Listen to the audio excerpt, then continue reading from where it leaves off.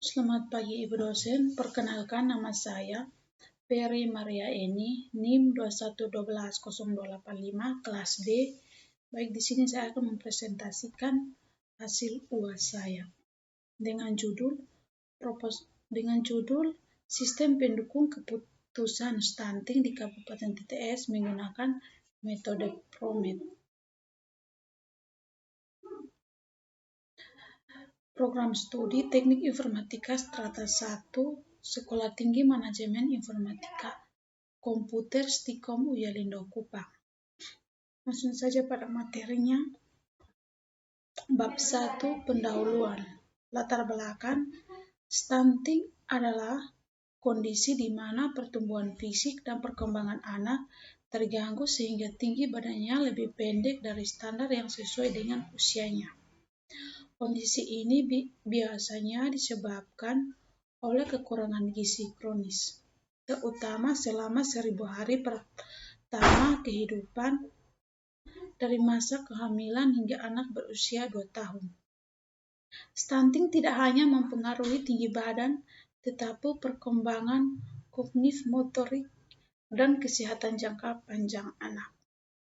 Anak yang mengalami stunting lebih rendah terhadap penyakit, memiliki kemampuan belajar yang lebih rendah, dan berisiko tinggi terhadap masalah kesehatan kronis di masa dewasa.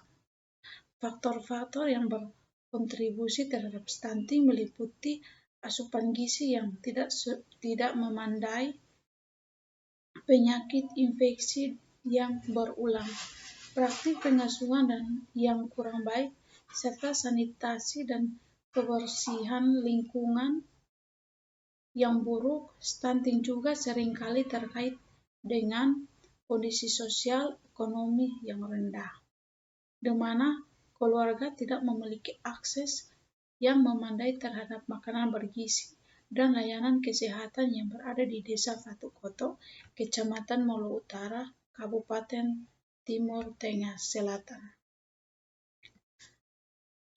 Masalah stunting merupakan isu yang kompleks dan multifaset yang mempengaruhi perkembangan anak dan masyarakat secara keseluruhan. Anak-anak yang mengalami stunting memiliki tinggi badan yang lebih pendek dari rata-rata usia pertumbuhan fisik terhadap ini seringkali bersifat permanen jika tidak ditangani sejak dini.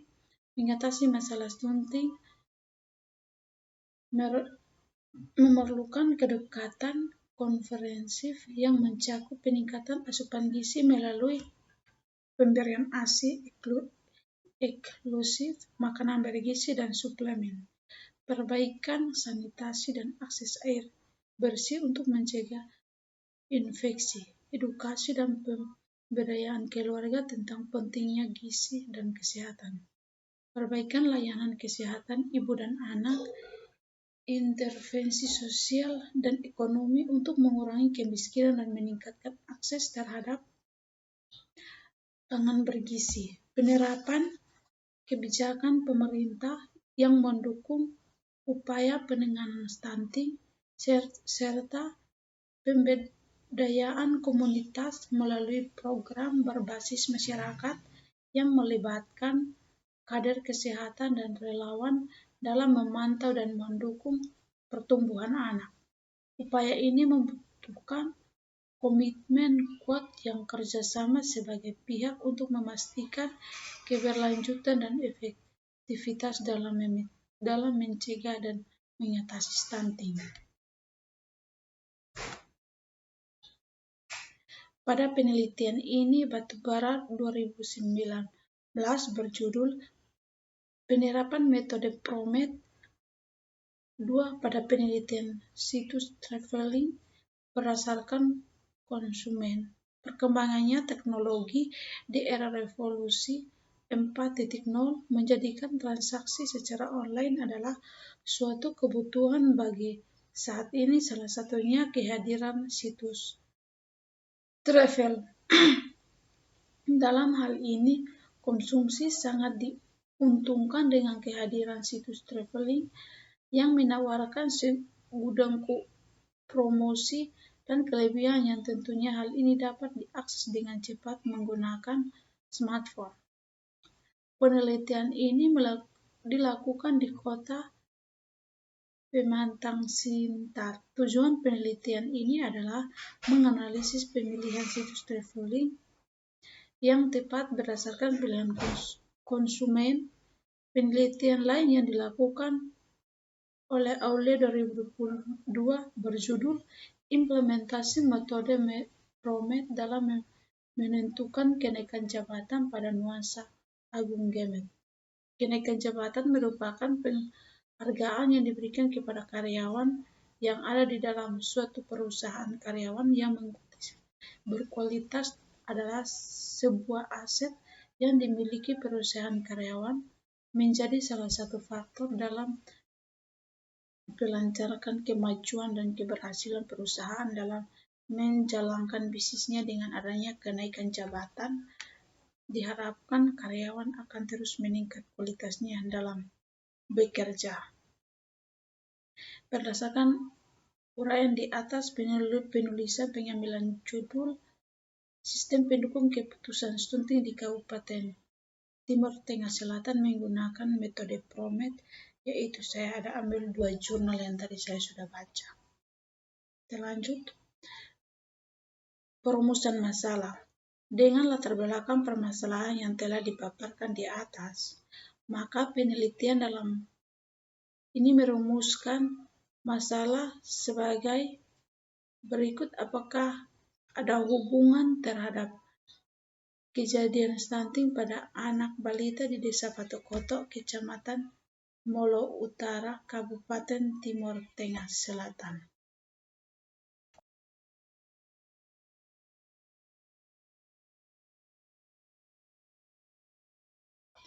Tujuan penelitian.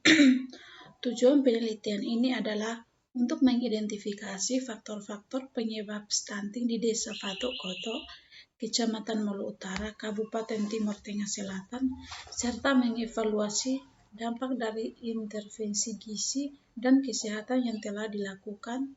Penelitian ini bertujuan untuk memberikan pemahaman yang komprehensif mengenai kondisi sosial ekonomi, akses terhadap makanan bergizi, tingkat pengajuan gizi di kalangan ibu, serta kualitas sanitasi dan layanan kesehatan di wilayah tersebut. Selain itu, pentingnya ini bertujuan untuk merumuskan rekomendasi strategis yang efektif dan berbasis bukti untuk mengurangi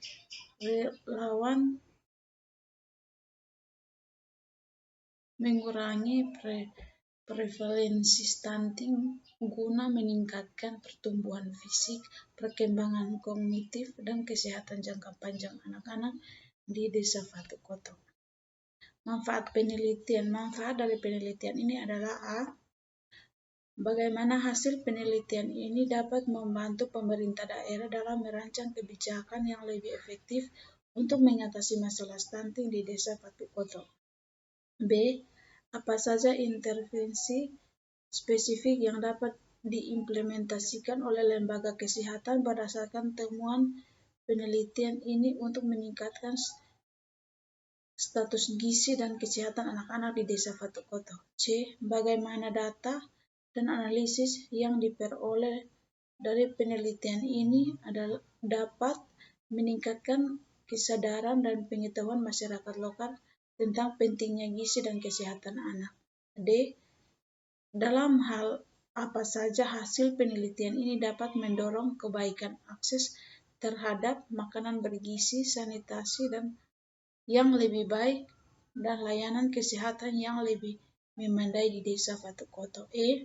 Bagaimana penelitian ini berkontribusi pada upaya jangka panjang untuk mengurangi prevalensi stunting dan meningkatkan kualitas hidup serta potensi masa depan anak-anak di Desa Patokoto.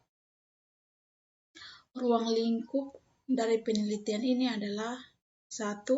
Bahasa yang digunakan adalah bahasa daerah setempat atau bahasa Indonesia. Yang kedua, metode yang digunakan adalah kita harus survei ke tempat atau lokasi untuk mengambil data pada ibu balita. Yang ketiga, studi kasus bertempat di Desa Fatukoto, Kecamatan Mulutara, Kabupaten Timur Tengah Selatan. Kita lanjut pada bab 2. Pengertian stunting. Stunting adalah kondisi gagal pertumbuhan anak balita akibat kurang gizi kronis yang menyebabkan anak memiliki tinggi badan yang jauh lebih rendah dibandingkan standar usianya. Kondisi umumnya diukur dengan standar deviasi atau SD dari media transmisi menggunakan anak muda atau HWO. Anak dikatakan stunting jika tinggi badannya dapat bawah 2 SD dapat memiliki standar HW. Faktor penyebabnya yaitu yang tadi sudah jelaskan di pengertian yang pertama. Dampak stunting. Stunting memiliki dampak jangka panjang yang signifikan pada kesehatan dan perkembangan anak, antara lain. Perkembangan kognitif. Anak yang stunting cenderung memiliki perkembangan kognitif yang lambat, pengetahuan, kemampuan belajar, dan prestasi akademik. Yang kedua, kesehatan. Anak stunting memiliki risiko lebih tinggi untuk menderita penyakit kronis di masa dewasa seperti diabetes dan penyakit jantung. Produktivitas ekonomi. Stunting dapat mengurangi produktivitas ekonomi di masa depan karena keterbatasan fisik dan mental yang dialami individu. Penanganan stunting. Penanganan stunting memerlukan pendekatan multisektoral yang melibatkan berbagai intervensi, termasuk pertama, intervensi gizi, pemberian makanan tambahan, suplementasi vitamin yang mineral. Kedua, edukasi kesehatan, pendidikan mengenai pabrik pemberian makanan yang baik dan perawatan kesehatan. Perbaikan sanitasi dan air bersih, menyediakan fasilitas sanitizer yang layak dan akses terhadap anak air bersih untuk mencegah penyakit menular. Keempat, produk kesehatan ibu dan anak, meningkatkan pelayanan kesehatan ibu hamil dan balita. Lanjut, 2.4, metode pengambilan keputusan multikriteria atau MCDM. Metode pengambilan keputusan multikriteria atau MCDM adalah pendekatan sistem untuk membuat keputusan yang melibatkan berbagai kriteria yang saling bersaing. Metode ini membantu pengambilan keputusan dalam mengevaluasi dan memilih alternatif terbaik berdasarkan kriteria yang telah ditetapkan. Metode PROMET. PROMET atau Preference Ranking Original Method of Entertainment Evaluating adalah salah satu metode dalam MCDM yang digunakan untuk mengurutkan alternatif berdasarkan preferensi terhadap berbagai kriteria. Metode ini dikembangkan oleh Jean Piaget, Ben and Bertrand Meij pada tahun 1982. Sebagai berikut komponen utama dalam metode PROMET. 1. Alternatif pilihan atau opsi yang dievaluasi. Yang kedua, kriteria, faktor atau parameter yang digunakan untuk mengevaluasi alternatif. 3. Bobot kriteria, tingkat kepentingannya masing-masing kriteria dalam mengambil keputusan. 4. Fungsi preferensi, fungsi yang digunakan untuk menentukan preferensi antara dua alternatif berdasarkan kriteria tertentu. 5. Nilai flow, nilai yang menunjukkan seberapa baik suatu alternatif dibandingkan dengan alternatif lainnya. Langkah-langkah metode PROMET. 1. Berikut adalah langkah-langkah yang penerapan metode PROMET. 1. Menentukan alternatif dan kriteria, mengidentifikasi alternatif yang ada di evaluasi dan kriteria yang relevan. Yang nomor 2, menentukan bobot kriteria. Yang 4, menghitung indeks prevariant untuk setiap kriteria minimum. Kelima, hitung nilai flow. Nah, mendukung mengurutkan alternatif menggunakan algoritma berdasarkan flow. Aplikasi metode PROMET stunting kasus stunting. Studi kasus di Kabupaten TTS akan menggunakan metode PROMET untuk mengevaluasi berbagai program intervensi stunting. Langkah-langkah berikut adalah identifikasi alternatif program pemberian makanan terhadap program kesehatan gizi, program sanitasi dan air bersih, dan program inklusi multikultural. Penerapan kriteria biaya, efektivitas, keberlanjutan, keterjangkauan, dan dapat jangka panjang. Penilaian alternatif mengumpulkan data dan mengevaluasi setiap alternatif berdasarkan kriteria yang ditetapkan. Analisis menggunakan PROMET menggunakan perangkat lunak yang mendukung metode PROMET untuk meningkatkan nilai flow untuk menentukan peringatan alternatif. Dengan metode PROMET diharapkan dapat diperoleh keputusan yang lebih objektif dan efektif dalam memilih program intervensi yang paling sesuai untuk mengurangi jangka stunting di Kabupaten Timur Tengah Selatan. Ya, kita lanjut di bab 3.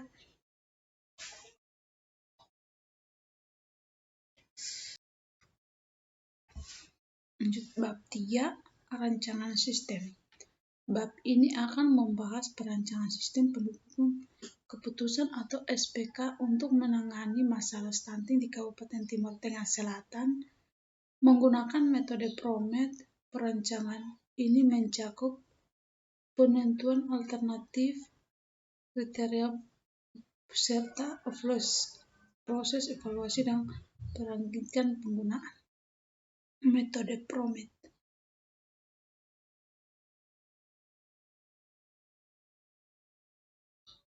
Kedua, tahapan perancangan sistem. Tahapan perancangan sistem SPK ini terdiri dari beberapa langkah sebagai berikut. Ada 5 langkah. Identifikasi alternatif dan kriteria.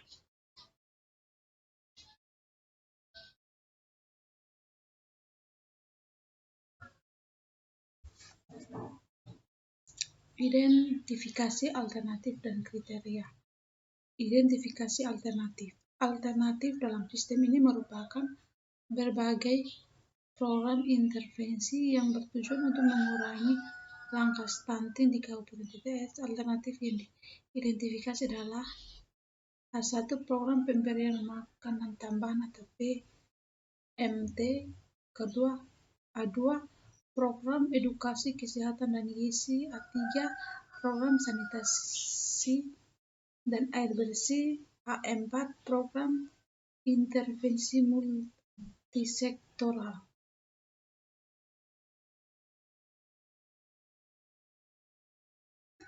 Identifikasi kriteria. Kriteria yang digunakan untuk mengevaluasi alternatif intervensi stunting meliputi C1, biaya jumlah dana yang diperlukan untuk melaksanakan program.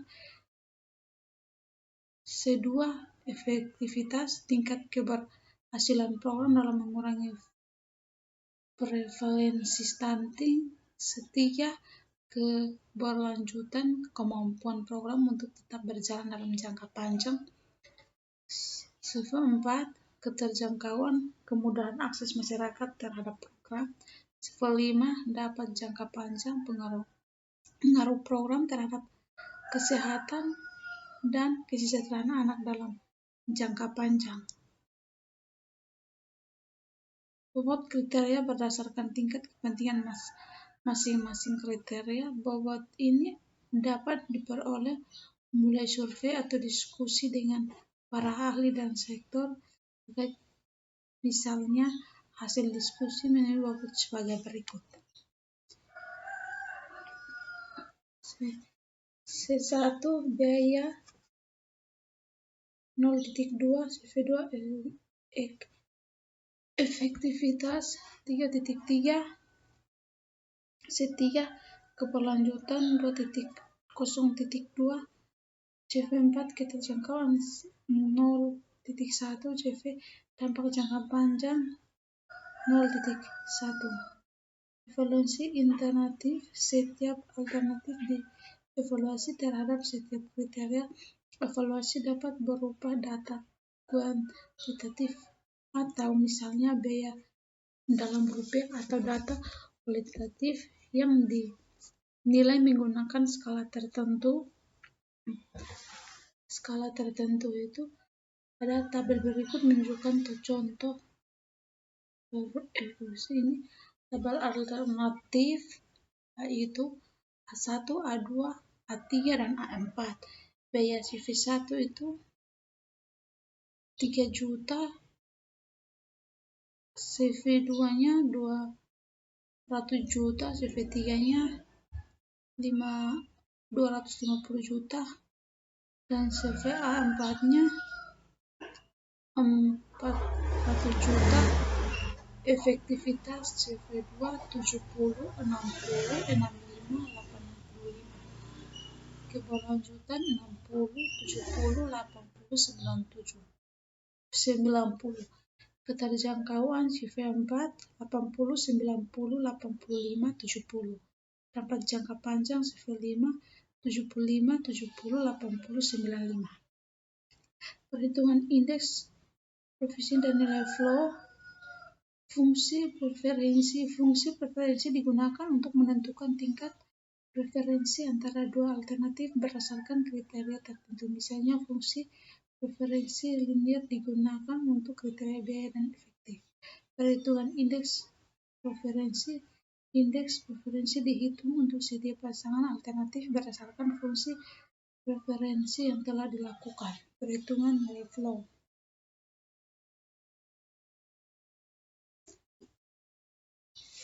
Nilai flow dihitung untuk setiap alternatif. Flow learning jumlah preferensi suatu alternatif terhadap semua alternatif lainnya.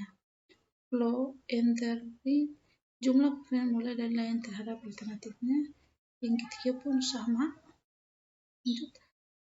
Pembuatan model sistem. Model sistem pendukung keputusan ini akan dirancang menggunakan perangkat lunak yang mendukung metode PROMET seperti Visual PROMET dan desain. Berikut ini adalah alur proses perencanaan sistem. Input data alternatif dan kriteria. Masukkan data alternatif dan kriterianya. Diagram air sistem. Berikut ini diagram air sistem pendukung keputusan tentu menggunakan metode PROMET. Itu A. Input data alternatif kriteria. B. Penentuan kriteria. A. Lebih hitung perhitungan indeks, perhitungan nilai flow, perhitungan alternatif, dan pengambilan keputusan.